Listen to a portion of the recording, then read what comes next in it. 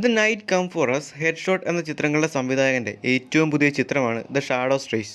Action, crime, thriller ഗണത്തിൽപ്പെടുത്താവുന്ന ഒരു ചിത്രമാണിത്.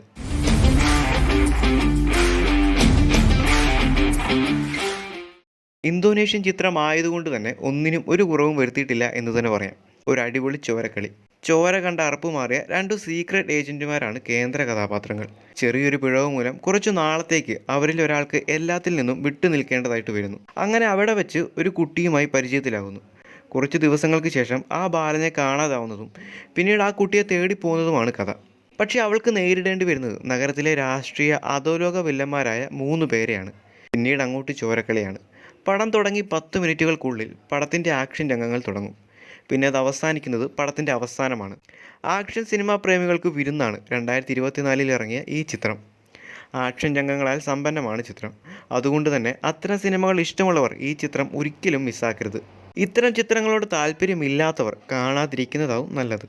കൊറിയൻ സിനിമകൾ പോലെ തന്നെ ഒരുപക്ഷെ കൊറിയൻ സിനിമകളെക്കാൾ വയലൻസിന് പ്രാധാന്യം ഇന്തോനേഷ്യൻ ചിത്രങ്ങൾ നൽകുന്നുണ്ട് എന്ന് തന്നെ പറയാം. ഇന്തോനേഷ്യൻ ആക്ഷൻ പടങ്ങൾ ശ്രദ്ധിച്ചാൽ നമുക്കത് മനസ്സിലാക്കാൻ സാധിക്കും.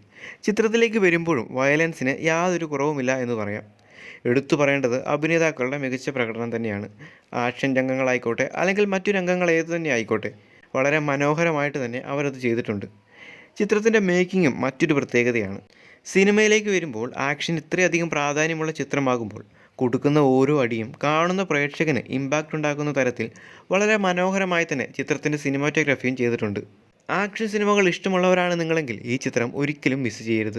നിരവധി ആക്ഷൻ ചിത്രങ്ങൾ റിലീസാവുന്ന ഒരു സ്ഥലം കൂടിയാണ് ഇന്തോനേഷ്യ. അതിലെടുത്തു പറയാവുന്ന പടങ്ങളുടെ കൂട്ടത്തിലേക്ക് ഒരെണ്ണം കൂടെ എന്ന് പറയാം. ചിത്രം നിങ്ങളെ നിരാശരാക്കാൻ വഴിയില്ല. ആവശ്യത്തിലധികം ആക്ഷൻ രംഗങ്ങളും ചോരക്കളിയും സംവിധായകൻ ചിത്രത്തിൽ ഒരുക്കി വെച്ചിട്ടുണ്ട്. എന്നിരുന്നാലും റെയ്ഡ് പോലുള്ള സിനിമകൾ പ്രതീക്ഷിച്ചാൽ ചിലപ്പോൾ നിരാശയായിരിക്കും സംഭവിക്കുക. കാരണം അതൊക്കെ ആക്ഷൻ സിനിമകളുടെ തലതൊട്ടപ്പൻ എന്നറിയപ്പെടുന്ന ചിത്രങ്ങളാണ്.